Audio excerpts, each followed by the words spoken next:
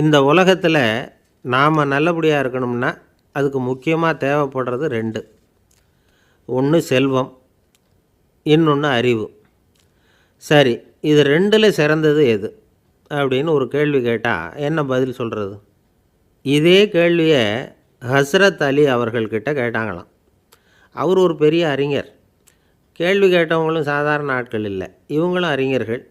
ஒரு நாள் ஹஸ்ரத் அலி அவர்கள்கிட்ட 10 அறிஞர்கள் வந்தாங்களாம். ஐயா, நாங்கள் 10 பேரும் உங்ககிட்ட ஒரே கேள்வியை தான் கேட்க வந்திருக்கிறோம், ஆனால் எங்கள் 10 பேருக்கும் நீங்கள் தனித்தனியாக பதில் சொல்ல முடியுமா அப்படின்னு கேட்டிருக்காங்க. அதாவது அவங்க ஒரே கேள்விக்கு இவர்கிட்ட இருந்து 10 விதமான பதில் எதிர்பார்க்குறாங்க. சரி கேளுங்க, என்ன கேள்வி அப்படின்னார் அவர். அப்போ தான் அவங்க கேட்டாங்களாம், செல்வம் அறிவு இது 2ல் சிறந்தது எது? இதுதான் கேள்வி. ஹஸ்ரத் அலி என்ன பண்ணார் தெரியுமா? அவங்கள ஒவ்வொருத்தராக கூப்பிட்டார். ஒவ்வொரு விதமான பதிலை சொல்லி அனுப்புனார். முதல்ல ஒருத்தரை கூப்பிட்டார், சொன்னார், அறிவுங்கிறது தீர்க்கதரிசிகள், ஞானிகள், மகான்கள் இவங்களோட பரம்பரை சொத்து. ஆனால் செல்வங்கிறது கொடுங்கோலரின் ஆயுதம். அதனால் அறிவு தான் சிறந்தது அப்படின்னார். 2வது ஆளை கூப்பிட்டார். உங்ககிட்ட செல்வம் இருந்தால் நீங்கள் தான் அதை காப்பாற்றணும், ஆனால் அறிவு உங்களை எப்பவும் காப்பாற்றும். ஆகவே அறிவு தான் சிறந்தது அப்படின்னார். 3வது ஆளை கூப்பிட்டார். செல்வந்தனுக்கு எப்போதும் விரோதிகள் அதிகம், ஆனால் அறிஞனுக்கு நண்பர்கள் அதிகம். அதனால் அறிவு தான் சிறந்ததுன்னார். அடுத்தவரை கூப்பிட்டார். செல்வம் அடுத்தவங்களுக்கு கொடுக்க கொடுக்க குறையும், ஆனால் கல்விங்கிறது அதிகரிச்சுக்கிட்டே வரும், கொடுக்கறதுனால குறையாது. அதனால் அறிவு தான் சிறந்ததுன்னார். இன்னொருத்தரை கூப்பிட்டார். அறிவுள்ளவன் எப்பவும் அதை அடுத்தவங்களுக்கு வாரி வழங்கிக்கிட்டே இருப்பான், அதனால் அவங்ககிட்ட தாராளத்தன்மை இருக்கும். ஆனால் செல்வந்தன்கிட்ட கஞ்சத்தனம் தான் இருக்கும், அதனால் அறிவு தான் சிறந்ததுன்னார். 6வது நபரை கூப்பிட்டார். செல்வத்தை கள்வர்கள் திருடிட்டு போக முடியும், ஆனால் அறிவை அப்படி திருடிட்டு போக முடியாது அப்படின்னார். 7வது நபரை கூப்பிட்டார். செல்வம் கால ஓட்டத்தில் அழிஞ்சிரும், ஆனால் அறிவை கால ஓட்டம் ஒன்றும் பண்ண முடியாது. ஆகவே அறிவே சிறந்ததுன்னார். 8வது ஆளை கூப்பிட்டு சொன்னார், செல்வத்துக்கு எப்பவும் எல்லை உண்டு, நிறை உண்டு, அளவு உண்டு, கணக்கு உண்டு. ஆனால் அறிவுக்கு அப்படிப்பட்ட எல்லை எதுவும் கிடையாது, அதனால் அதுதான் சிறந்ததுன்னார். அடுத்தவனை கூப்பிட்டார். செல்வம் உள்ளத்தில் உள்ள ஒளியை போக்கிவிடும், இருட்டை உண்டாக்கிவிடும், விரிந்த மனப்பான்மையை குறுகலாக்கிவிடும். ஆனால் அறிவு அப்படி இல்லை, இருண்ட உள்ளத்தில் ஒளியை பாய்ச்சி அதை விசாலப்படுத்துது, அதுதான் சிறந்ததுன்னார். கடைசியாக 10வது நபரை கூப்பிட்டார். செல்வம் மனசில் செருக்கை உண்டாக்குது, ஆணவத்தை ஏற்படுத்துது, அதனால் நானே கடவுள்னு நினைக்கிற அளவுக்கு மனுஷனை தாழ்த்தி விடுது. ஆனால் அறிவு பணிவையும் பண்பாட்டையும் வளர்க்குது, அதனால் அறிவு தான் சிறந்ததுன்னார். ஆக இப்படி 10 பேருக்கும் 10 விதமாக பதில் சொன்னது மூலமாக ஹஸ்ரத் அலி அவர்கள் அறிவு தான் செல்வத்தை விட சிறந்தது அப்படிங்கிறதுக்கு 10 காரணங்களை சுட்டி காட்டியிருக்கார். அந்த அறிஞர் 10 பேர் கேட்ட ஒரே கேள்விக்கு 10 பதில் சொன்னார். நமக்கு வேண்டிய ஒருத்தர் 10 பேர் கேட்ட கேள்விக்கு ஒரே பதில் சொல்லி சமாளித்தார். கேள்வி என்ன தெரியுமா? என்கிட்ட வாங்கின கடனை எப்போயா திருப்பி கொடுக்க போகிற? இதுதான் அந்த 10 பேரும் கேட்ட ஒரே கேள்வி. இந்த மாதம் 26ஆம் தேதி தந்துடுறேன் அப்படிங்கிற ஒரே பதில் சொல்லி அவ்வளவு பேரையும் இவர் அனுப்பி வச்சுட்டாராம். அந்த 2 பாம்போட வாலையும் ஒன்றா சேர்த்து முடிச்சு போட்டுட்டேன், அவ்வளவுதான். அது அங்கே இழுக்க, இது இங்கே இழுக்க, முடிச்சு நல்லா எரிய போட்டுது அப்படின்றான். ஆஹா, அற்புதம்னு சொல்லி எல்லாரும் கை தட்டினாங்களாம். அடுத்தபடியாக 3வது ஆள் ஒருத்தன் வந்தான். அவன் சொல்ல ஆரம்பித்தான், மன்னா, நான் போன பாதையில் குறுக்க ஒரு ஆறு, அதில் இறங்கி குளித்தேன். யாரோ காலை பிடிச்சி இழுக்கிறது மாதிரி இருந்தது. திரும்பி பார்த்தா ஒரு பெரிய முதலை. நான் உடனே அப்படியே ஒரு துள்ளல் துள்ளி அது முதுகில் போய் உட்காந்துக்கிட்டேன். அதை அப்படியே கரைக்கு நீந்த வச்சேன். கரைக்கு சேர்ந்ததும் அப்படியே ஒரே துள்ளி குதித்து கரைக்கு வந்துட்டேன் அப்படின்றான். அவன் தன்னுடைய வீரத்தை அப்படி சொல்லியிருக்கான். அடடா, எப்பேற்பட்ட வீரம் அப்படின்னு எல்லாரும் கை தட்டினாங்களாம். 4வது ஆள் எழுந்திரிச்சான். மன்னா, நான் போன இடத்துல ஒரு கரடி என்னை துரத்த ஆரம்பிச்சுட்டுது. நான் ஒரு மலை உச்சிக்கு வந்துட்டேன். அதுக்கப்புறம் ஒரு அடி எடுத்து வச்சாலும் அதில் பாதாளத்தில் விழ வேண்டியது தான். அந்த நேரம் பார்த்து ஒரு பெரிய ராட்சச கழுகு அந்த பக்கமாக பறந்து வந்தது. நான் உடனே அப்படியே உயர எழும்பி அந்த கழுகோட காலை பிடிச்சிக்கிட்டேன். அப்படியே தொங்கிக்கிட்டே வந்தேன். ஒரு நல்ல இடம் வந்ததும் தொப்புன்னு கீழே குதிச்சு நடந்து வந்துட்டேன்னா. இதுக்கும் எல்லாரும் கை தட்டுறாங்க. கடைசியாக ஒரு ஆள் எழுந்திரிச்சான். அரசே, நான் போன வழியில் ஒரு பெரிய யானை குறுக்க வந்தது. பயங்கரமாக சத்தம் போட்டுக்கிட்டே வந்தது. நான் பயந்து ஓடலை. உடனே என்ன பண்ணேன் தெரியுமா? அந்த யானையோட வாலை பிடிச்சி தூக்கினேன். தலைக்கு மேலே தூக்கி கரன்னு சுற்றினேன். வேகமாக சுற்றி வீசி எறிஞ்சேன், அவ்வளவுதான். அதே ஸ்பீடில் அந்த யானை மேலே போக ஆரம்பிச்சுட்டுது. இன்னும் கூட அது போய்கிட்டே தான் இருக்குது, கீழே விழவே இல்லைன்னா. இதை கேட்டதும் ராஜாவுக்கு கோபம் வந்துட்டுது. என்ன முட்டாள்னு நினச்சிக்கிட்டு பேசுறியா? யானையை வந்து நீ வாழை பிடிச்சி தூக்குன, அதை நான் நம்பணுமா அப்படின்னார். உடனே இவன் பணிவாக பதில் சொன்னான். அரசே, ஒரு சிங்கத்து வாயில் கல் மாட்டிக்கிட்டதை நம்புறீங்க, மலைப்பாம்பு வாழை பிடிச்சி முடிச்சு போட்டதை நம்புறீங்க, முதல்ல முதுகலை சவாரி பண்ணதையும் நம்புறீங்க, கழுகு காலை பிடிச்சிக்கிட்டு பறக்கிறதையும் நம்புறீங்க.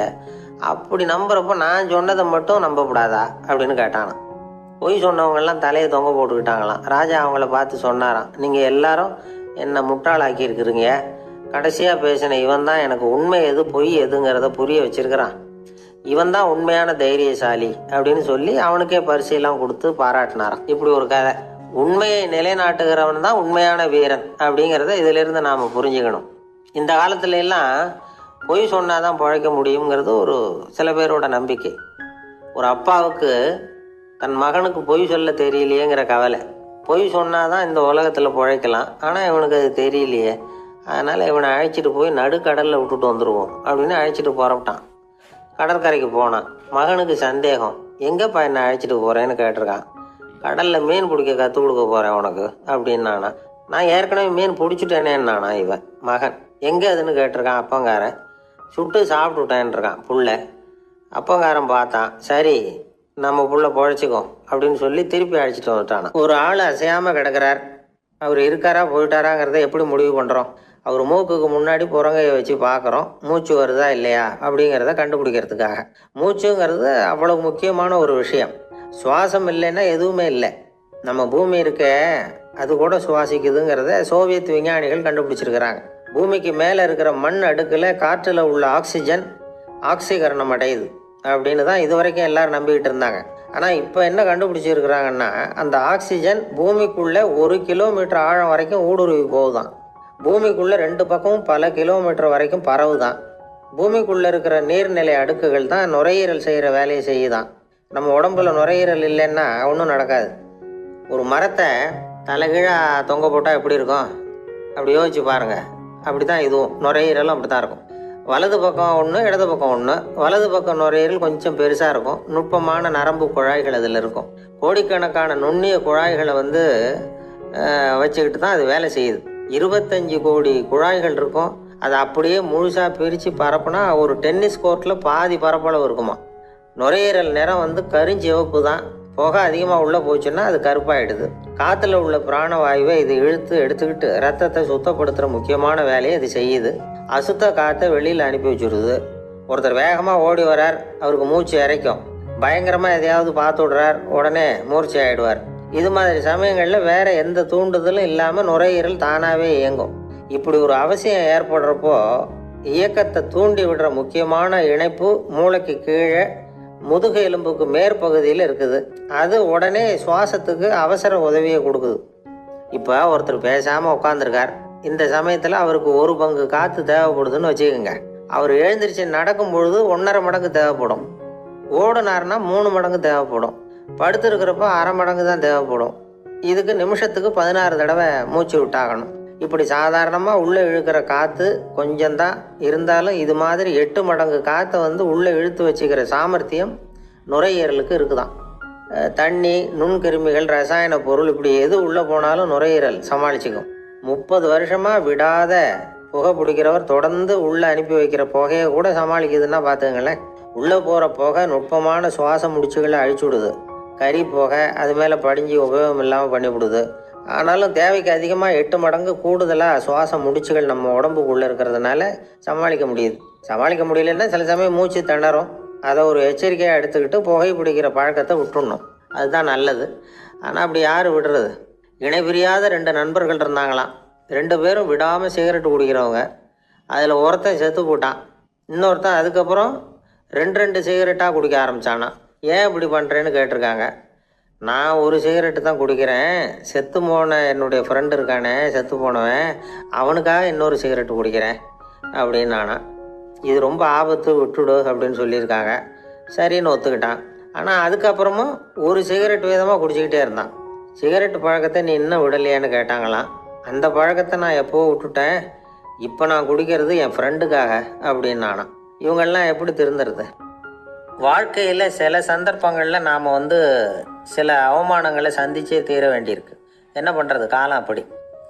அவமானப்படுறவங்க உடனே அடங்கி போயிடுறது தான் உலக வழக்கம். அவமானப்பட்டால் உடனே சீறி எழுறவங்களும் உண்டு.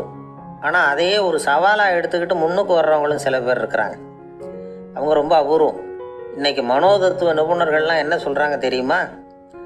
அவமானப்பட்டுட்டா உடனே அடங்கி போயிடக்கூடாதான். அதையே ஒரு சவாலாக எடுத்துக்கிட்டு மனசில் ஒரு வைராக்கியத்தோடு முயற்சி பண்ணினா வாழ்க்கையில் எல்லாரும் முன்னேறலாம். அவமானம்ங்கிறத நாம் வைராக்கியமாக மாற்றிக்கணும். அதுதான் வெற்றிக்கு வழி. ராமர் இந்த பூமியில் பிறந்ததே ஒரு வைராக்கியத்தினால தான் சார் அப்படின்னார் ஒருத்தர். எப்படிங்க அது அப்படின்னு கேட்டேன். அவர் சொன்னார், தசரதருக்கு ராமர் குழந்தையா பிறக்கணும், அப்போ தான் இங்கே இருக்கிற கஷ்டங்கள்லாம் நீங்கும் அப்படின்னு சர்வ லோகமும் எதிர்பார்த்துக்கிட்டு இருக்குது. ஆனால் அவர் எப்போ பிறப்பார் அப்படின்னு யாருக்கும் தெரியல. அந்த காரியம் சீக்கிரம் நடக்கணுமே, அதுக்கு என்ன பண்ணுறது? நாரதர் வந்தார் ஒரு நாள் தசரதரை தேடி. தசரதா, உனக்கு ஒரு செய்தி தெரியுமான்னு ஆரம்பித்தார். அவர் எப்பவும் இப்படித்தானே ஆரம்பிக்கிறது வழக்கம். என்ன விஷயம்னு கேட்டார் தசரதர். தசரதா, நீ அடிக்கடி உன்னோட தேரில் ஏறிக்கிட்டு தேவலோகத்துக்கு போகிற, அங்கே போகிற வர்ற எல்லாம் பண்ணிகிட்ருக்க, எல்லாம் சரி. தேவலோகத்துலேயும் உன்னை நல்லபடியாக தான் வரவேற்கிறாங்க. தேவேந்திரன் உன்னை பிரியமாக அழைச்சிக்கிட்டு போய் தன்னுடைய அரியாசனத்திலேயே தனக்கு பக்கத்திலேயே உட்கார வைக்கிறான். நீயும் சந்தோஷமாக உட்காந்து பேசிவிட்டு வந்துடுற. ஆனால் நீ இங்கே வந்ததுக்கு அப்புறம் அங்கே என்ன நடக்குது தெரியுமா உனக்கு அப்படின்னாரான் நாரதர். என்ன நடக்குது எனக்கு ஒன்றும் தெரியலையே அப்படின்னாரான் தசரதர். நாரதர்கிட்ட கிட்டத்தில் கேட்டிருக்கார், கொஞ்சம் சொல்லுங்கள் என்னது அப்படின்னு. அவர் நெருங்கி வந்தாராம். நாரதரும் மெதுவாக அவர் காதோட காதாக சொன்னாராம்.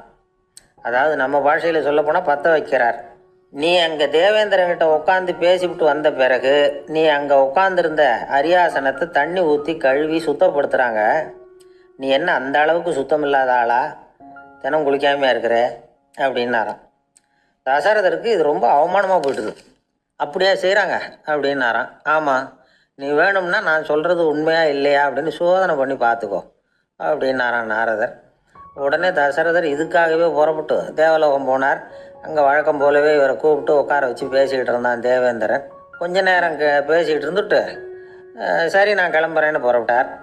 சரி, அவனும் வாசல் வரைக்கும் வழி அனுப்பி வச்சுட்டு உள்ளே போயிட்டான். தசரதர் வெளியில் கொஞ்ச நேரம் மறைஞ்சி இருந்துட்டு மெதுவாக உள்ளே எட்டி பார்த்தார் என்ன நடக்குதுன்னு. நாரதர் சொன்னது உண்மைதான். தசரதர் உட்காந்துருந்த ஆசனத்தை அங்கே 2 தேவர்கள் கழுவி சுத்தப்படுத்திக்கிட்டு இருக்கிறாங்க. தசரதரால் இதை தாங்கிக்க முடியல. அவருக்கு ரொம்ப அவமானமாக போச்சு. நேராக கிடுகிடுன்னு தேவேந்திரங்கிட்டே போனார். நான் உட்காந்துருந்த இருக்கையே சுத்தம் பண்ணுறியே, நான் என்ன அந்த அளவுக்கு பாவியா அப்படின்னு கேட்டார். ரொம்ப கோபமாக கேட்டார். தசரதரே, மனுஷனுக்கு 3 கடன்கள் உண்டு. தேவ கடன், ரிஷி கடன், பித்ரு கடன். இதை தீர்க்காதவன் பாவியாகிறான். இதில் மகனை பெறுவதால் தான் பித்ரு கடன் தீரும். உனக்கு மகன் கிடையாது, அதனால் நீ பாவியாகிற. பாவி உட்காந்துருந்த இடம்ங்கிறதுனால அதை சுத்தம் செய்ய வேண்டியது எங்கள் கடமை அப்படின்னு நானான் தேவேந்திரன். இந்த இடத்துல தசரதருக்கு ஏற்பட்ட அவமானம் ஒரு வைராக்கியமாக மாறிச்சு. தேவேந்திரனே கேட்டுக்கோ, ஒரு மகனை பெற்ற பிறகு தான் இந்த சபையில் மறுபடியும் அடி எடுத்து வைப்பேன் அப்படின்னு சொல்லிவிட்டு போயிட்டாரான். போய் புத்திர காமேஷ் யாகம் பண்ணார். புத்திரர்கள் பிறந்தார்கள். இந்த கதையில் உள்ள கருத்து என்னன்னா, தேவேந்திரன் தசரதரை அப்படி அவமானப்படுத்தலைன்னா அவருக்கு இப்படி ஒரு வைராக்கியம் பிறந்திருக்குமா? யோசிச்சு பார்க்கணும். நமக்கு ஏற்படுகிற சில அவமானங்களையும் வைராக்கியமாக மாற்றிக்குவோம். அப்படி மாற்றிக்கிட்டோம்னா வாழ்க்கையில் முன்னேறலாம். நம்ம ஆளுங்க சில பேர் அவமானத்தை வைராக்கியமாக மாற்றிக்கிறது எப்படி தெரியுமா? நம்மகிட்ட ஒரு பையன் சொன்னான், எங்கள் அப்பா என்னை எல்லாருக்கும் முன்னாடி வச்சு திட்டிவிட்டார், பொறுப்பு இல்லாமல் ஊர் சுற்றுறேன்னு சொல்லி அவமானப்படுத்தி விட்டார். இனிமேல் நீ என் முகத்திலேயே முழிக்காதரா போடான்னு வேற சொல்லிவிட்டார். எனக்கு ரோஷம் வந்துட்டுது. அந்த அவமானத்தை வைராக்கியமாக மாற்றிக்கிட்டேன். அன்னையிலேருந்து அவர் முகத்திலேயே முழிக்கிறது இல்லை அப்படின்னா. அப்படியான்னு கேட்டோம். ஆமாங்க, அவர் வீட்டில் இல்லாத நேரமாக பார்த்து உள்ளே சமையல் கட்டுக்கு போய் சாப்பிட்டுட்டு நைஸாக வெளியில் வந்துடுவேன் அப்படிங்கிறான் அவன். ஜவஹர்லால் நேரு பிரதமராக இருந்த சமயம் அவர் ஒரு தடவை சென்னைக்கு வந்திருக்கிறார். இங்கே சில முக்கிய நிகழ்ச்சிகளில் கலந்துக்கிறதுக்காக வந்திருந்தார். ஆளுநர் மாளிகையில் ஒரு நாள் ராத்திரி தங்கி மறுநாள் புதுடெல்லி புறப்படுறதாக ஏற்பாடு. நிகழ்ச்சியிலெல்லாம் முடிச்சுக்கிட்டு ஆளுநர் மாளிகையில் தங்கியிருக்கிறார். அன்றைக்கு இரவு படிக்கிறதுக்கு ஒரு முக்கியமான புத்தகம் அவருக்கு தேவைப்பட்டது.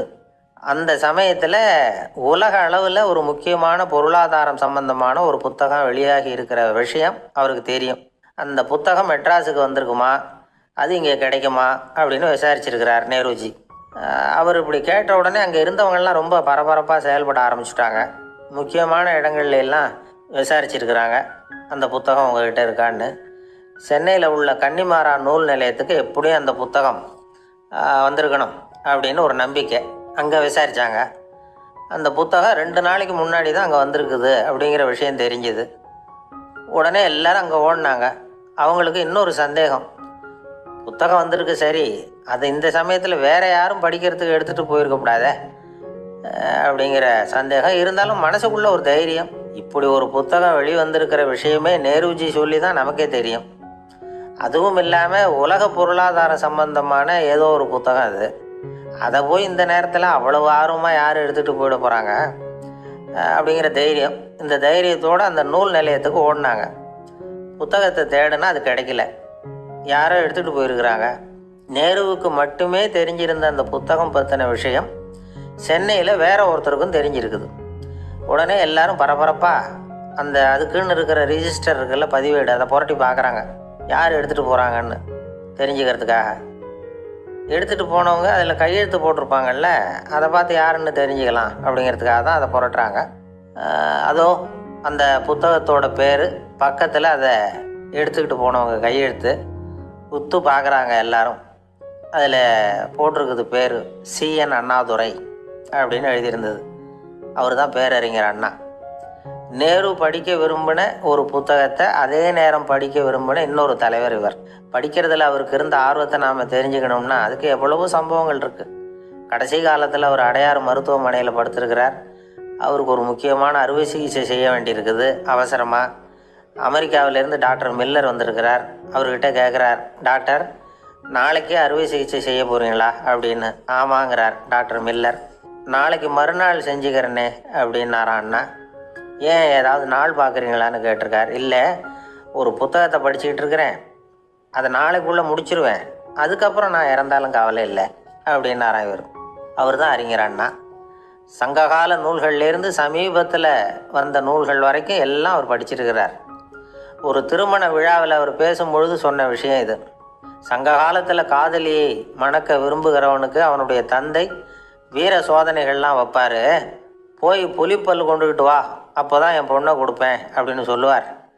காதலன் உடனே காட்டுக்கு போவான், ஒரு புலியை கொன்று அதனுடைய பல்லை கொண்டுக்கிட்டு வருவான். அதை வீர பதக்கத்தில் பதிச்சு அவனுக்கு மாமனார் சூட்டுவார் கல்யாண சமயத்தில். இப்போலாம் காதலன் கிட்ட அப்படி சொல்ல முடியாது. இப்போலாம் காதலன் கிட்ட காட்டுக்கு போய் புலிப்பல் கொண்டுக்கிட்டு வான்னு யாராவது சொன்னால் புலி தான் மாப்பிள்ளையாக வந்து சேரும் அப்படின்னார். ஒரு கடைக்கு போனேன், 5 ரூபா பணத்தை எடுத்து கொடுத்தேன். ஒரு தினசரி பத்திரிகையை கேட்டேன். அவர் உடனே அங்கே அடுக்கி வச்சுருந்த பத்திரிகையில் ஒன்று எடுத்து என் கையில் கொடுத்தார். வாங்கிக்கிட்டேன். மீதி பணத்தை எடுத்தார். அதையும் என் கையில் கொடுக்கணும்ல, கொடுக்கல. எதிரில் இருந்த பலகையில் வச்சு எடுத்துக்க சொன்னார். எப்போவும் அவர் அப்படி தான் பண்ணுவார். நானும் எடுத்துக்கிட்டு வந்துடுவேன். இவர் ஏன் இப்படி பண்ணுறாருங்கிறது எனக்கு ரொம்ப நாளாக ஒரு சந்தேகம். ஒரு நாள் அவர்கிட்டயே இதை கேட்டுவிட்டேன். ஏங்க, நீங்கள் உங்கள் கடைக்கு வந்து பொருள்கள் வாங்குறவங்களுக்கு நீங்கள் பாக்கி சில்லறையை கொடுக்குறப்போ பலகையில் வச்சு விட்றீங்க, கையில் கொடுக்க மாட்டேங்கிறீங்களே, ஏன் அப்படின்னு கேட்டேன். காசை கையில் கொடுத்தா நம்மக்கிட்ட இருக்கிற லட்சுமி போயிடுவா சார் அப்படின்னார். அதாவது பணம் செலவாயிடும் அப்படின்னு அர்த்தமா. இன்னொரு நண்பர், அவர் ஒரு நாள் வழக்கத்துக்கு மாறாக ரொம்ப சோகமாக உட்காந்துருக்கிறார். ஏங்க என்னாச்சு, ஏன் இப்படி கப்பலே கவிழ்ந்தது மாதிரி உட்காந்துருக்குறீங்க அப்படின்னு கேட்டேன். கப்பலே கவிழ்ந்திருந்தா கூட நான் இப்படி கவலைப்பட மாட்டேன் சார், வேற ஒன்று நடந்து போச்சுன்னார். என்னன்னு கேட்டேன். என் உச்சந்தலையில் பல்லி ஒன்று விழுந்துட்டுதுன்னார். அதுக்காகவா இப்படி அப்படின்னு ஆச்சரியப்பட்டேன். ஆமாங்க, பல்லி உச்சந்தலையில் விழுந்தா பலன் என்னன்னு பஞ்சாங்கத்தில் பார்த்தேன், மரணம்னு போட்டிருக்கு அப்படின்னு சொல்லிவிட்டு அவர் தொடர்ந்து கவலைப்பட ஆரம்பிச்சிட்டார். இப்படியும் ஒருத்தர், என் கூட வேலை பார்க்குற ஒருத்தர் எப்படி தெரியுமா, தினமும் வலது காலை வச்சு தான் ஆஃபீஸுக்கு உள்ளே நுழைவார்.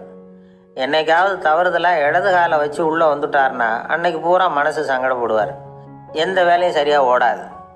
கேரம் போர்டு ஆடுற ஒருத்தர் எப்போ ஆட உட்காந்தாலும் ஸ்ட்ரைக்கரை கை தவறி கீழே விழுற மாதிரி பண்ணி அதுக்கப்புறம் அதை எடுத்துக்கிட்டு ஆட உட்காருவார். ஏன்னா எப்போவும் ஒரு தடவை நிஜமாகவே அது வந்து கை தவறி கீழே விழுந்திருக்குது. அன்னைக்கு பிரமாதமாக ஜெயிச்சுட்டார். உடனே ஒரு முடிவுக்கு வந்துட்டார், கை தவறுனா லாபம் அப்படின்னு. ஆனால் ஒருத்தர் எப்படி தெரியுமா, அவர் வெளியில் கிளம்புற சமயம் பக்கத்து வீட்டு ரேடியோவில் மியாவ் மியாவ் பூனை குட்டின்னு பாட்டு சத்தம் கேட்டால் கூட போதும், சகனம் சரியில்லைன்னு பிரயாணத்தை கேன்சல் பண்ணி விடுவார். இப்போ இவ்வளவும் எதுக்கு சொல்கிறோம்னா, அளவுக்கு மீறின சகுன நம்பிக்கைகள் இருக்குது பாருங்கள், இதோட பயமும் சேர்ந்துக்கிட்டதுன்னு வச்சுக்கோங்க, இது ஒருத்தருடைய மனநிலையை பாதிச்சிடும். இது வந்து உளவியல் நிபுணர்கள் சொல்கிற கருத்து.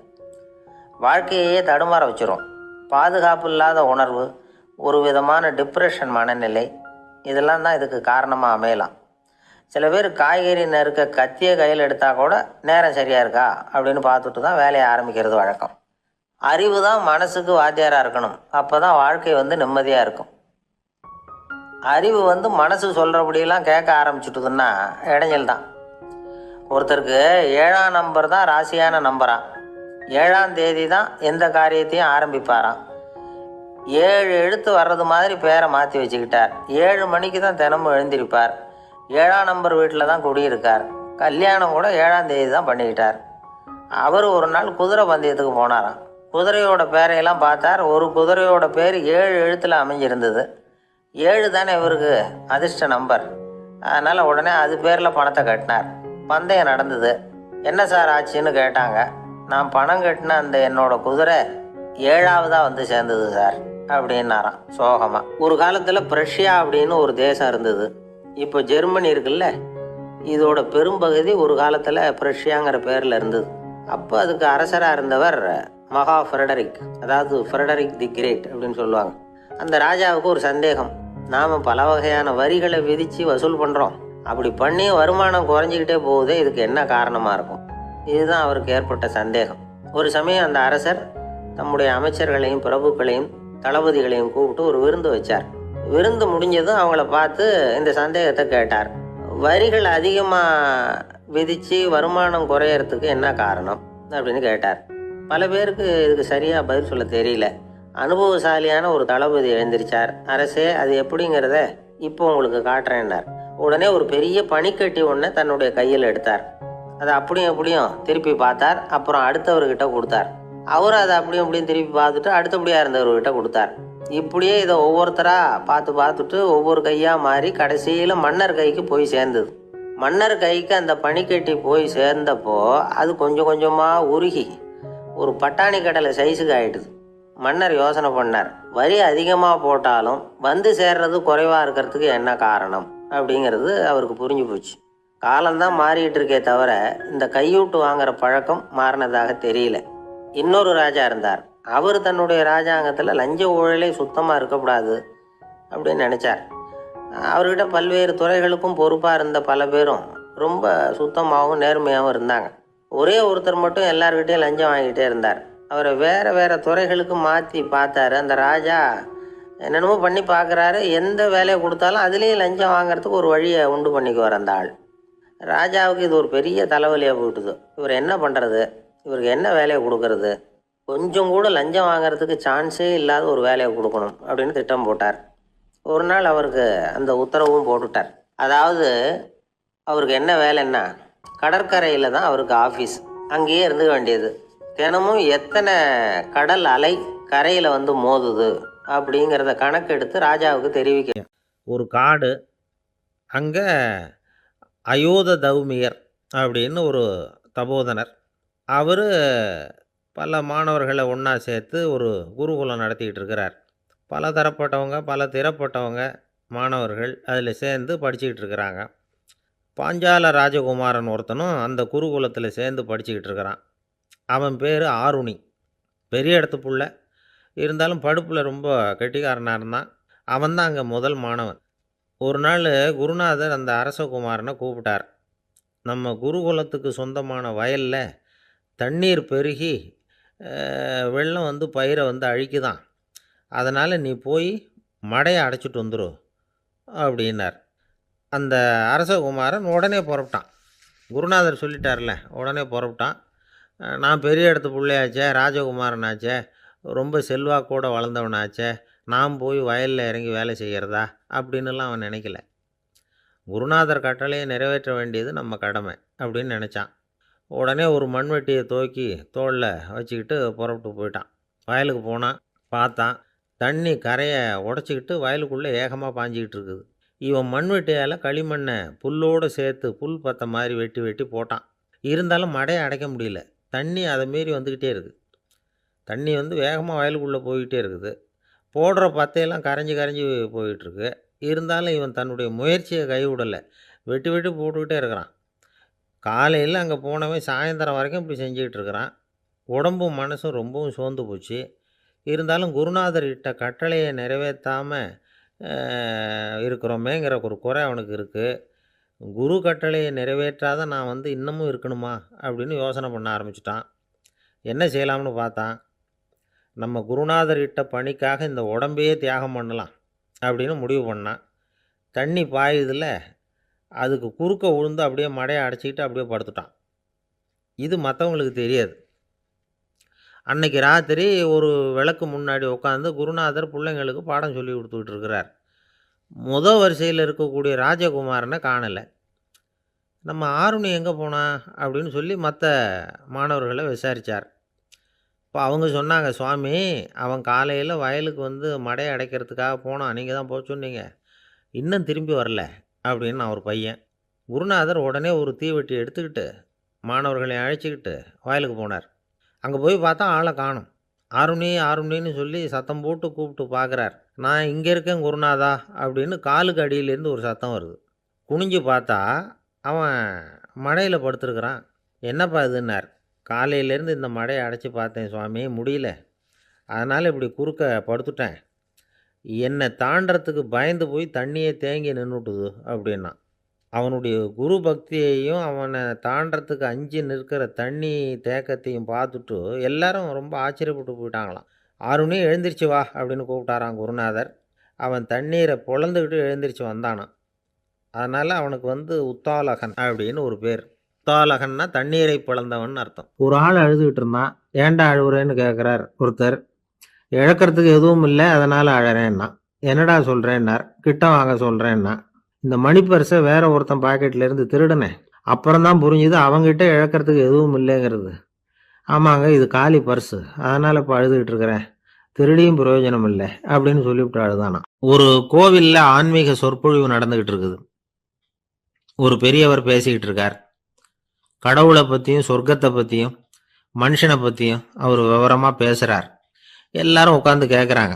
அந்த கூட்டத்தில் ஒரு தத்துவ ஞானியும் உட்காந்துருக்கிறார். அவர் அவருடைய நண்பர். பேசி முடித்ததும் அந்த பெரியவர் மேடையை விட்டு இறங்கினார். நேராக அந்த தத்துவ ஞானிகிட்ட வந்தார். எப்படி இருந்தது என்னுடைய பேச்சு அப்படின்னு கேட்டார். நீங்கள் பேசினது ஒன்றுக்கு ஒன்று முரண்பாடாக தெரிஞ்சுது அப்படின்னாராம் இவர். நான் என்ன அப்படி தப்பாக பேசிவிட்டேன் அப்படின்னாராம் அவர். கடவுளை நம்புகிறவன் சொர்க்கத்துக்கு போவான்னு சொன்னீங்க, அப்புறம் நல்ல விதமாக வாழறவன் சொர்க்கத்துக்கு போவான்னு சொன்னீங்க அப்படின்னாராம். இதில் என்ன முரண்பாடுன்னு கேட்டிருக்கார் அவர். இதில் தான் முரண்பாடு தெரியுது எனக்கு. அதாவது இங்கே ஒருத்தன் எல்லா தப்பும் பண்ணிகிட்டு இருக்கிறான், அவன் கடவுளை நம்பினான்னா அவன் சொர்க்கத்துக்கு போவானா? இது என்னுடைய முதல் கேள்வி.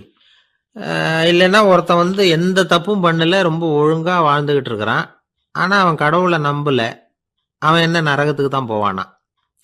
கடவுள் நம்பிக்கை உள்ள ஒரு திருடன் என்ன ஆவான், எங்கே போவான்? கடவுள் நம்பிக்கையே இல்லாத ஒரு நல்லவன் என்ன ஆவான், எங்கே போவான்? ஒருத்தன் இங்கே கடவுள் நம்பிக்கையோட வாழறது முக்கியமா அல்லது நல்லவனா வாழறது முக்கியமா? இதுதான் இவர் கேட்ட கேள்வி. இதை கேட்டதும் அந்த பெரியவர் குழம்பி போயிட்டார். அவர் சொன்னது நியாயம்தானே. கடவுளை நம்புறவன் தான் சொர்க்கத்துக்கு போவான்னா பேசாமல் கடவுளை நம்பிக்கிட்டு இந்த உலகத்தில் எல்லா தப்பும் பண்ணிக்கிட்டு இருக்கலாமே. பேச்சாளர் குழப்பத்தோடு வீட்டுக்கு போனார். படுத்து தூங்கினார். ஒரு கனவு வந்தது. கனவில் அவர் ஒரு ரயிலில் வேகமாக போயிட்டு இருக்கிறார். எதிரில் உட்காந்துருக்கிறவரை பார்த்து நாம் இப்போ எங்கே போகிறோம்னு கேட்டார். சொர்க்கத்துக்கு போயிட்டு இருக்கிறோம் அப்படின்னாங்களாம். ரயில் போய் நின்றுது. இவர் இறங்கினார். இங்கே கௌதம புத்தர் இருப்பார், சாக்ரட்டிஸ் இருப்பார், அவங்கள பார்க்குறதுக்கு ஒரு நல்ல வாய்ப்பு அப்படின்னு நினச்சிக்கிட்டே அங்கேயும் இங்கேயும் பார்த்தார். அங்கே யாருமே இல்லை. ஒரே பாலைவனம் மாதிரி இருக்குது. பச்சை இல்லை, பசுமை இல்லை, பூக்கள் இல்லை, மரம்லாம் மொட்டையாக நிற்கிது.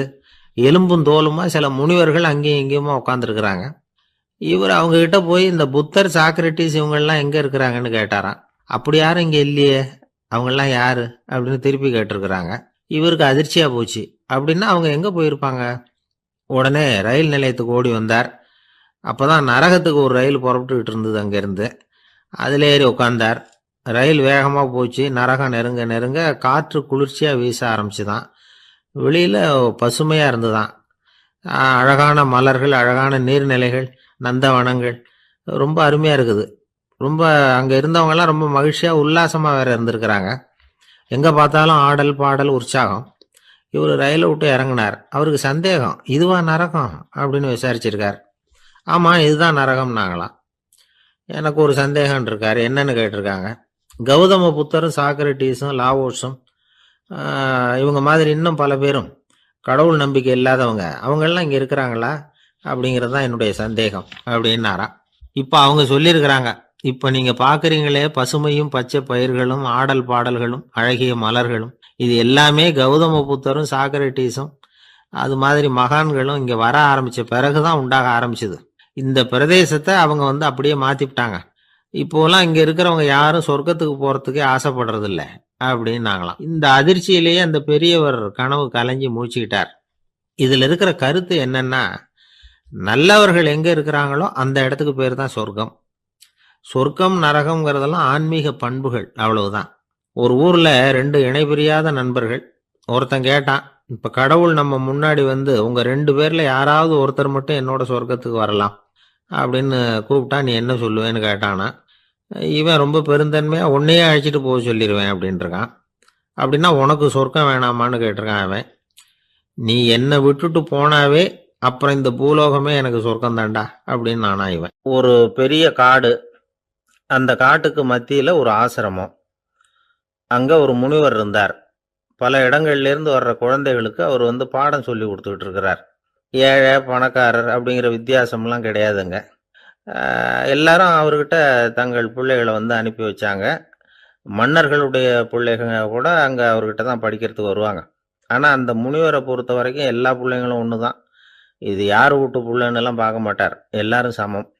மாணவர்கள்லாம் அங்கேயே மாத கணக்கில் வருஷ கணக்கில் தங்கியிருந்து பாடம் கற்றுக்கிட்டு போகிறது வழக்கம். அவராக பார்த்து போன்னு சொல்கிற வரைக்கும் அங்கேயே இருக்கணும், படிக்கணும். குருகுல வாசம். ஒரு சமயம் ஒரு ராஜகுமாரனும் அவர்கிட்ட படிச்சுக்கிட்டு இருந்தான். அவனுக்கு ஒரு 15 வயசு இருக்கும். சில வருஷம் கழித்து இந்த முனிவர் தன்கிட்ட இருக்கிற மாணவர்களுக்கெல்லாம் பரீட்சை வச்சார். அவங்களுடைய அறிவு முதிர்ச்சியை கணிக்கிறதுக்காக பல சோதனைகள்லாம் வச்சார். ஒவ்வொருத்தராக பார்த்து இனிமேல் நீங்கள் உங்கள் வீட்டுக்கு போகலாம் அப்படின்னு சொல்லி அனுப்பி வச்சுக்கிட்டு இருக்கிறார். எல்லாரும் போயிட்டாங்க. கடைசியாக மிஞ்சி இருந்தது ஒரே ஒரு மாணவன். அவனை மட்டும் வீட்டுக்கு அனுப்பலை. யார் அந்த பையன் தெரியுமா? அவன்தான் அந்த ராஜகுமாரன். ராஜகுமாரனுடைய தந்தைக்கு, அதுதான் இந்த ராஜாவுக்கு, அங்கே வயசு ஏறிக்கிட்டே போகுது. என்ன இது, படிக்க போன பையன் இன்னும் திரும்பி வரலையே அப்படின்னு நினச்சார். வந்துட்டா சீக்கிரமாக அவனுக்கு பட்டம் கட்டிவிட்டு நாம் விலகிக்கலாமே அப்படின்னு நினச்சார். கல்யாணம் வேற பண்ணி பார்க்கணும் பையனுக்கு. ஆனால் பையன் வர்ற வழியை காணும். ராஜா பார்த்தார். சரி, நேர்லேயே போய் என்னன்னு தெரிஞ்சுட்டு வந்துடுவோம் அப்படின்னு காட்டுக்கு புறப்பட்டார். அங்கே போய் முனிவரை பார்த்தார். முனிவர் இவரை அன்பாக வரவேற்று உட்கார வச்சார். அதுக்கப்புறம் ராஜா மெதுவா, எல்லாரையும் வீட்டுக்கு அனுப்பி வச்சுட்டிங்களாமே, ஏன் பிள்ளைய மட்டும் அப்படின்னு சொல்லி மெதுவாக இழுத்தார். முனிவர் இதுக்கு உடனே பதில் சொல்லலை. ராஜாவை கூப்பிட்டுட்டு போய் விருந்தினர் குடிசையில் தங்க வச்சார். அதுக்கப்புறம் சொன்னார், உங்கள் மகன் எல்லா பாடங்கள்லேயும் முதல் இடம் வாங்கியிருக்கான். இப்படி முதலாவதாக வர்ற மாணவனுக்கு நாங்கள் இன்னொரு தேர்வு வைக்கிறது வழக்கம். அதுலேயும் அவன் முதலாவதாக வந்துட்டான்னா அவன் ஒரு பெரிய வித்வான் அப்படிங்கிற கௌரவத்தை அடைஞ்சிருவான் அப்படின்னார். அதாவது முனிவர் அப்படி சொல்கிறார். அப்படி சொல்லிவிட்டு போயிட்டார் அவர். ராஜா அங்கேயே தங்கிட்டார்.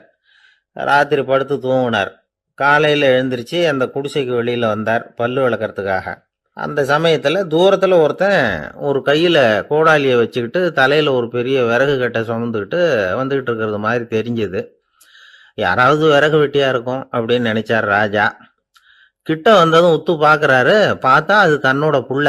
திகைச்சு போயிட்டார். என்ன இது, ஒரு ராஜகுமாரனை கூட இது மாதிரி வேலையெல்லாம் செய்ய சொல்கிறாங்களே அப்படின்னு நினச்சார். ராஜகுமாரன் விறகு கட்டை கொண்டுக்கிட்டு போய் கொல்லை பக்கம் வச்சான். அந்த சமயம் முனிவர் அங்கே வந்தார். என்ன மகனே, விறகு வெட்டிட்டு வந்துட்டியா? சரி, இப்போ ஒரு துடைப்பத்தை எடுத்துக்கோ. விருந்தினர் குடிசையின் வாசல் பக்கத்தை கூட்டி பெருக்கி சுத்தம் பண்ணு போ அப்படின்னார். அப்படியே செய்கிறேன் குருவே அப்படின்னு சொல்லிவிட்டு போனான். சுத்தம் பண்ண ஆரம்பிச்சிட்டான். ராஜா பார்த்தார் இதை. உடனே ஓடியாந்தார். மகனே, என்ன காரியம் பண்ணுற? தொடப்பத்தை கீழே போடுனார். இப்போ அந்த ராஜகுமாரன் சொல்கிறான், தந்தையே, இது என்னுடைய குருதேவரோட உத்தரவு. இங்கே நான் ஒரு மாணவன். இங்கே அரசனும் ஒன்று தான், ஆண்டியும் ஒன்று தான். குருதேவர் சொல்கிறத மறுக்காமல் செய்கிறது தான் எங்கள் கடமை அப்படின்னா. இந்த சமயம் முனிவர் அங்கே வந்தார். இவனை முதுகில் தட்டி கொடுத்தார். அப்புறம் ராஜா கிட்ட சொன்னார், அரசே, உங்கள் புள்ள எங்கள் கடைசி தேர்வுலையும் வெற்றி பெற்றுட்டான். பணிவு தான் மாணவர்களின் மிக உயர்ந்த குணம். குருநாதர் சொல்றது மனசுக்கு பிடிக்கலன்னா கூட மறுக்காம செய்யணும். அப்படி செய்யறதுனால எதை செய்யலாம் எதை செய்யக்கூடாது அப்படிங்கிற விவேகம் அவங்களுக்கு வந்துடும். செய்யக்கூடாததை கூட பெரியவங்க சொல்லிவிட்டா செஞ்சுதான் ஆகணும் அப்படிங்கிற பணிவு அவங்களுக்கு வந்துடும். இந்த குணம் வந்துட்டுதுன்னா அவங்க எத்தனை கடினமான வேலையா இருந்தா கூட ரொம்ப சுலபமா செஞ்சு முடிச்சிருவாங்க. தூக்கத்திலேயும் அப்புறம் துக்கத்திலேயும் தோண்டு போட மாட்டாங்க. இந்த பணிவும் விவேகமும் அவங்க கிட்ட மன உறுதியை ஏற்படுத்தும். அந்த உறுதி உங்க பையனுக்கு வந்தாச்சு. இனிமே அவனை நீங்க அழைச்சிட்டு போகலாம். அவன் நிச்சயமா பேரும் புகழும் பெறுவான் அப்படின்னாரு. ராஜா அவரை பார்த்து, குருதேவா, புரிஞ்சுக்கிட்டேன், என்னை மன்னிக்கணும் அப்படின்னாரு. அதுக்கப்புறம் மகனை அழைச்சிக்கிட்டு நாட்டுக்கு திரும்பி வந்துட்டார். இந்த கதையை இன்று ஒரு தகவலில் சொல்லுங்க சார், உங்கள் நிகழ்ச்சியில் சொல்லுங்க சார் அப்படின்னு சொல்லி மாணவர்கள் கேட்டால் பணிவாக இருக்கிறது எப்படி அப்படிங்கிறத புரிஞ்சுக்குவாங்க அப்படின்னு சொன்னார் ஒருத்தர். சரி சொல்லுவோம், அதுக்கு முன்னாடி நேர்லேயே ஒரு பையன்கிட்ட சொல்லி பார்க்கலாமே அப்படின்னு தோணுச்சு. உடனே ஒரு பையனை கூப்பிட்டோம். ஏன்பா, உங்கள் வாத்தியார் உனக்கு இது மாதிரி ஒரு பரீட்சை வச்சா என்ன பண்ணுவேன் அப்படின்னு கேட்டோம். நானும் அப்படி தான் சார் நடந்துக்குவேன். விறகு வெட்டுவேன், தொடப்பத்தினால கூட்டி சுத்தம் பண்ணுவேன், உடனே செஞ்சு முடிச்சிருவேன் சார் அப்படின்னா. பலே பரவாயில்லையே அப்படின்னோம். ஆமாம் சார், அப்படி செஞ்சால் தானே வீட்டுக்கு அனுப்புவார், இல்லைன்னா இன்னொரு வருஷம் இங்கேயே இருந்து படின்னு சொல்லி விடுவார், அதனால் அப்படி செய்வேன் அப்படிங்கிறான் அந்த பையன். இந்த உலகத்தில் உண்மையாகவே வேதாந்தம் பேசுகிறவங்களும் உண்டு, உள்ளுக்குள்ளே வேற மாதிரி இருந்துக்கிட்டு வெளியில் வேதாந்தம் பேசுகிறவங்களும் உண்டு. ஒரு ஆள் இருந்தார். அவரும் ஒரு கடை வச்சு வியாபாரம் பண்ணிக்கிட்டு இருந்தார். மகா கஞ்சன், யாருக்கும் எந்த உதவியும் செய்ய மாட்டார். எச்சில் கையென்ன ஈர கையை கூட உதற மாட்டார். அப்படிப்பட்ட மனுஷன். அந்த ஊருக்கு ஒரு முனிவர் வந்துக்கிட்டு இருந்தார். வருஷத்துக்கு ஒரு தடவை வருவார். ஒரு நாள் 2 நாள் இருப்பார், அப்புறம் போயிடுவார். அந்த முனிவர் வர்றப்போலாம் இந்த ஆள் எழுந்திரிச்சு ஓடி போய் அவரை வரவேற்பான்.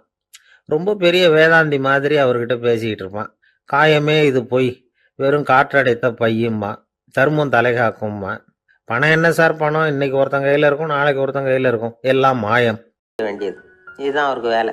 பேசாமல் அலைய எண்ணிட்டு உட்காந்துருக்கிட்டோம், அப்போவாவது அவர் லஞ்சம் வாங்குகிற சந்தர்ப்பம் இல்லாமல் போயிடும் அவருக்கு அப்படின்னு நினச்சார் ராஜா. இந்த ஆள் கடற்கரைக்கு போய் டியூட்டியில் ஜாயின் பண்ணிக்கிட்டார். ஒரே மாதத்தில் அங்கே சொந்தமாக ஒரு பிரம்மாண்டமான மாளிகை கட்டி விட்டார். ராஜாவுக்கு இது பெரிய ஆச்சரியமாக போச்சு. அலைய என்ற வேலையில் அந்த ஆள் எப்படி பணம் சம்பாதிச்சார் அப்படின்னு விசாரித்து பார்த்தார் அக்கம் பக்கத்தில்.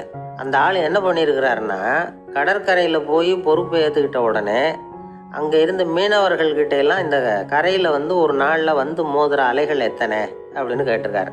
அது எப்படிங்க தெரியும்னு இருக்காங்க அவங்க. தினமும் அந்த எண்ணிக்கை தெரியணும். நம்ம ராஜாவுக்கு தினமும் அறிக்கை அனுப்பணும், டெய்லி ரிப்போர்ட்டு. தவறுனா நீங்கள் இந்த கடலில் போய் மீன் பிடிக்கிறதுக்கு ராஜாவோட அனுமதி கிடைக்காது அப்படின்ட்டுருக்காரு. உடனே மீனவர்கள்லாம் பயந்து போட்டாங்க. கடலுக்கு போகிறதுக்கு அனுமதி இல்லைன்னா பட்டினி கிடக்கிறது மாதிரி ஆகிடுமே. மெதுவாக அந்த ஆளுகிட்ட போனாங்க, காதோட காதாக சொன்னாங்க, ஐயா, எங்களால் கடல் அலையை எண்ண முடியாது. தினமும் எங்களால் முடிஞ்சதை உங்களுக்கு பணமாக கொடுத்துட்றோம். நீங்கள் தான் ராஜா கிட்ட சிபாரிசு பண்ணி நாங்கள் தொடர்ந்து மீன் பிடிக்கிறதுக்கு அனுமதி வாங்கி கொடுக்கணும் அப்படின்னு வேண்டிக்கிட்டாங்க. பணம் தினமும் சேர ஆரம்பிச்சுட்டுது. பதவியில் மற்ற பதவியோட இந்த பதவி எவ்வளவோ மேல் அப்படின்னு நினச்சிட்டான் அந்த ஆள். அது மட்டும் இல்லை, தயவு பண்ணி என்னை இந்த இடத்த விட்டு மாற்றிவிடாதீங்க சார் அப்படின்னு வேற கேட்க ஆரம்பிச்சிட்டானா. எனக்கு இது மட்டும்தான் சார் தெரியும், இதை தவிர வேற எதுவும் தெரியாது அப்படின்னு சொல்லிக்கிட்டே காலம் தள்ளுறவங்க ரொம்ப பேர். அவங்க எல்லாம் கஷ்டப்பட வேண்டியிருக்கும். ஒருத்தர் தன்னுடைய தொழிலில் ரொம்ப கெட்டிக்காரராக இருக்கலாம். அதுக்காக எப்பவும் அதே ஞாபகத்தில் இருந்துக்கிட்டு உலகியல் அறிவு இல்லாமல் இருந்துடக்கூடாது, அது ஆபத்து. இதுக்காக நம்ம தாத்தா பாட்டிலாம் ஒரு கதை சொல்லுவாங்களே, கேள்விப்பட்டிருக்கீங்களா? ஒரு சமயம் ஒரு 4 பேர் சேர்ந்து வெளியூருக்கு பிரயாணம் போனாங்களாம். அந்த 4 பேர் எப்படி தெரியுமா? ஒருத்தர் வேதாந்தி, இன்னொருத்தர் சங்கீத வித்வான், மூணாவது ஆள் வைத்தியர், நாலாவது ஆள் ஜோசியர். இவங்க 4 பேரும் நண்பர்கள். அதனால் சேர்ந்து புறப்பட்டாங்க. வழியில் ஒரு ஊரில் தங்கினாங்க. இருட்டி போச்சு. அதனால் இன்றைக்கி ராத்திரி இங்கேயே தங்கி இருந்துட்டு நாளைக்கு புறப்படலாம் அப்படின்னு தீர்மானம் பண்ணாங்க. சாப்பாட்டுக்கு என்ன பண்ணுறது? அங்கேயே கடத்தெருவுக்கு போய் சாமான்லாம் வாங்கியாந்து சமைச்சி சாப்பிட்லாம்னு முடிவு பண்ணாங்க. 4 பேர் இருக்கிறதுனால ஆளுக்கு ஒரு காரியமாக செய்யலாம் அப்படின்னு வேலையை பிரிச்சுக்கிட்டாங்க. வைத்தியர் கரிகாய் வாங்க போனார், வேதாந்தி எண்ணெய் வாங்க போனார், ஜோசியர் பலசரக்கு வாங்க போனார், சங்கீத வித்வானுக்கு சமைக்கிற வேலை. எல்லாம் சரி. ஆனால் நடந்தது என்ன தெரியுமா? கடைத்தெருவுக்கு காய்கறி வாங்க போனார்ல வைத்தியர், அங்கே போய் மார்க்கெட்டில் பார்த்தார். ஒவ்வொரு கறிகாயாக எடுத்து பார்த்தார். இது பித்தம், உடம்புக்கு ஒத்துக்காது, இது வாயு, உடம்புக்கு ஒத்துக்காது அப்படின்னு ஒவ்வொன்றா தள்ளினார். கடைசியில் ஒன்றுமே தேரல. வெறுங்கையோடு திரும்பி வந்துக்கிட்டு இருக்கிறார். எண்ணெய் வாங்க போனார் வேதாந்தி, அவர் ஒரு தொன்னையில் எண்ணெயை வாங்கினார். பேசாமல் அதை எடுத்துக்கிட்டு வர வேண்டியது தானே, முடியல. அவருடைய வேதாந்த மூளை சிந்திக்க ஆரம்பிச்சுட்டுது. இந்த தொன்னைக்கு எண்ணெய் ஆதாரமா அல்லது எண்ணெய்க்கு தொன்னை ஆதாரமா அப்படிங்கிற ஆராய்ச்சியில் இறங்கினார். என்னாச்சு தெரியுமா? அப்படி கவுத்து பார்த்தார். வாங்கின எண்ணெய் பூராவையும் வழியில் கொட்டுவிட்டு வெறும் தொண்டையோடு வந்து சேர்ந்தார். பலசரக்கு வாங்க போனார் ஜோசியர். அவர் ஒரு வழியில் பார்த்தாரு. வழியில் வந்தவங்களெல்லாம் அங்கங்கே ஒரு மரத்தடியில் உட்கார வச்சு அவங்களுக்கெல்லாம் ஆர்வம் சொல்ல ஆரம்பிச்சிட்டார். அப்படி ஒவ்வொருத்தராக சொல்லி முடிச்சுட்டு கடத்தருக்கு போய் சேர்ந்தார். இவர் அங்கே போய் சேர்றதுக்குள்ளே ரொம்ப நேரம் ஆகிட்டுது. கடையெல்லாம் போட்டுவிட்டு போயிட்டாங்க. என்ன செய்கிறது? அவரும் வெறுங்கையோடு திரும்பி வந்து சேர்ந்தார். சரி, இவங்க கதை தான் இப்படி ஆச்சு. அங்கே சமைக்கிறதுக்காக உட்காந்துருந்தார் சங்கீத வித்வான். அவர் கதை என்னாச்சு தெரியுமா? அங்கே அவர் அடுப்பை பற்ற வச்சு ஒலையை கொதிக்க வச்சார்.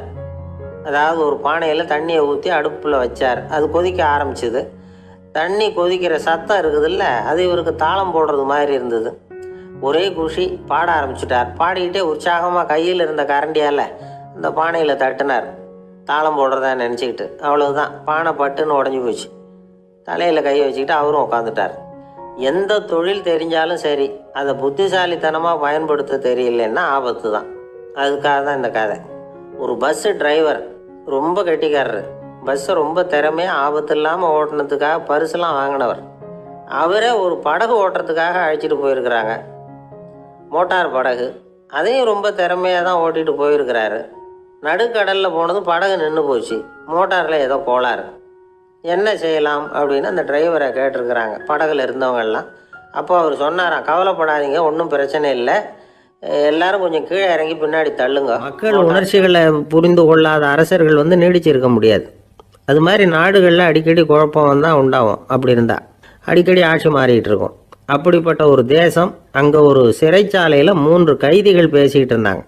ஒருத்தன் சொன்னான், நான் இந்த நாட்டு ராஜாவை எதிர்த்து பேசிக்கிட்டு இருந்தேன், அதனால் என்னை பிடிச்சி கொண்டாந்து இங்கே போட்டுட்டாங்க அப்படின்னா ஒருத்தன். இன்னொருத்தன் சொன்னான், நான் இந்த நாட்டு ராஜாவை ஆதரித்து பேசிக்கிட்டு இருந்தேன், அதனால் என்னை பிடிச்சி கொண்டாந்து இங்கே தள்ளிவிட்டாங்க அப்படின்னா. அது சரி, நீ என்ன தப்பு பண்ண அப்படின்னு சொல்லி 3வது ஆளை பார்த்து இவங்க கேட்டாங்க. அதுக்கு அந்த ஆள் சொல்கிறான், நான் தான் இந்த நாட்டு ராஜா அப்படின்னா. ஒரு மனிதர், அவர் யாருக்கிட்டே தொலைபேசியில் பேசிகிட்டு இருக்கிறார். கொஞ்சம் தூரத்தில் நாம் நிற்கிறோம். எட்டத்தில் இருந்துக்கிட்டு அவரை கவனிக்கிறோம். அவர் ஃபோனில் பேசுகிறத. அவர் பேசுகிற வார்த்தைகள் என்ன அப்படிங்கிறது நம்ம காதில் விழலை. ஆனாலும் அவர் பேசிக்கிட்டு இருக்கிறது நல்ல செய்தியா கெட்ட செய்தியா அப்படிங்கிறத நம்மளால் யூகிக்க முடியும். மகிழ்ச்சியான செய்தியை பேசும்போது முகம் மலருது, புன்னகை போக்குது. இதில் ஒன்று நீங்கள் கவனிக்கணும். தொலைபேசியில் நாம் பேசுகிறப்போ நம்மோட பேசுகிறவர் எதிரில் இல்லை. அவர் தொலைபேசி வழியாக நம்ம குரலை மட்டும்தான் கேட்க போகிறார். நம்ம முகத்தை அவர் பார்க்க போகிறதில்ல. அப்படி இருந்தும் அப்போ நம்ம முகம் ஏன் மலரணும் அப்படின்னா, இதுதான் உடல் மொழி, பாடி லாங்குவேஜ் அப்படின்னு சொல்கிறாங்க. நம்ம அறியாமலேயே நம்ம உடம்பு செய்திகளை தெரிவிக்குது பாருங்க, அதுதான் உடல் மொழி. ஒரு மனிதர் தொலைபேசியில் பேசிக்கிட்டு இருக்கிறத நீங்கள் தூரத்தில் இருந்து கவனிச்சுக்கிட்டே, அவர் நண்பரோட பேசுகிறாரா, மனைவியோட பேசுகிறாரா, குழந்தையோட பேசுகிறாரா, இல்லை மேல் அதிகாரிகிட்ட பேசுகிறாரா, அல்லது அவருக்கு கீழே பணிபுரிகிறவர்கள்கிட்ட பேசுகிறாரா அப்படிங்கிறத கண்டுபிடிக்கலாம். அதுக்கு காரணம் அவருடைய உடல் மொழி. இந்த உடல் மொழி கூட நம்ம வாழ்க்கையின் முன்னேற்றத்துக்கு பயன்படும். இதை பற்றியெல்லாம் கூட சில நிபுணர்கள் ஆராய்ச்சி பண்ணி பார்த்துருக்குறாங்க. அவங்க சில விவரங்களை சொல்கிறாங்க. குறிப்பாக ஒருத்தர் தன்னுடைய நாற்காலியில் கிட்டத்தட்ட படுத்துக்காத குறையாக உட்காந்துருக்கிறாருன்னு வச்சுக்கோங்க. எதிர இருக்கிறவர் பேசுறது அவருக்கு பிடிக்கலன்னு அர்த்தமா. தலையை சொரிஞ்சிக்கிறது, வேறு வேறு திசைகளில் பார்க்குறது, கொட்டாவி விடுறது, கால்களை மாற்றி போட்டு உட்கார்றது, களைப்பாக கை விரல்களை அப்படியே பின்னிக்கிறது, அடிக்கடி கடிகாரத்தை பார்க்குறது, இப்படிலாம் ஒருத்தர் பண்ணிக்கிட்டு இருக்கிறாருன்னா நாம் கூடிய சீக்கிரம் அந்த இடத்த விட்டு எழுந்திரிச்சு வந்துடுறது நல்லது. ஏன்னா இதெல்லாம் அவருடைய சலிப்பு, சோர்வு, ஆர்வமின்மை இதுக்கு அடையாளங்கள். நம்முடைய பேச்சு அவரை சலிப்படைய வச்சுட்டுதுன்னு அர்த்தம். அவர் ரொம்பவும் சோர்ந்து போயிட்டார்னு பொருள். நம்முடைய பேச்சில் அவருக்கு ஆர்வம் இல்லைன்னு அர்த்தம். அதே நேரத்தில் நாற்காலியின் நுனியில் அமர்ந்து உடலை முன்னுக்கு நகர்த்தி எதிர இருக்கிறவரின் கண்களை பார்த்துக்கிட்டே பேசினாலும் சரி அல்லது பேச்சை கேட்டாலும் சரி, உங்கள் பேரில் மற்றவங்களுக்கு உள்ள பிடிப்பு அதிகரிக்கும். நாம் எப்படிப்பட்டவருங்கிறத நம்ம உடம்பும் நடை உடை பாவனையும் அடுத்தவங்களுக்கு காட்டி கொடுத்துரும். உங்கள் உடம்பு, உங்கள் பார்வை, நடை, உட்கார்ற விதம் இதை வச்சுக்கிட்டே நீங்கள் பொறுப்புள்ளவரா, முரடரா, அலட்சியமானவரா, மரியாதை தெரிஞ்சவரா, அடக்கமானவரா, நம்பிக்கைக்கு உரியவரா, நாணயம் இல்லாதவரா, பயந்தவரா, திறமைசாலியா, அப்பாவியா அப்படிங்கிறதையெல்லாம் கண்டுபிடிச்சிடலாம். அதனால் இந்த உடல் மொழியை புரிஞ்சுக்கிட்டு நம்மளை கொஞ்சம் சரிப்படுத்திக்கிட்டோம்னா வாழ்க்கையில் சுலபமாக பல காரியங்களை சாதிக்க முடியும். ஒரு மனநல மருத்துவமனை, அங்கே ஒருத்தர் ஒரு நாற்காலியில் உட்காந்துக்கிட்டு கார் ஓட்டுறது மாதிரி அப்படி பாவனை பண்ணிகிட்டு இருந்தார். ஸ்டேரிங்கை திருப்புறது மாதிரி, பின்னாடி வர்ற வண்டியை நிற்க சொல்கிறது மாதிரி, அப்புறம் இவர் ஒதுங்கிக்கிட்டு அவருக்கு வழி விடுறது மாதிரி, இப்படிலாம் சேட்டைகள் பண்ணிக்கிட்டு இருந்தார் மனநல மருத்துவமனையில்.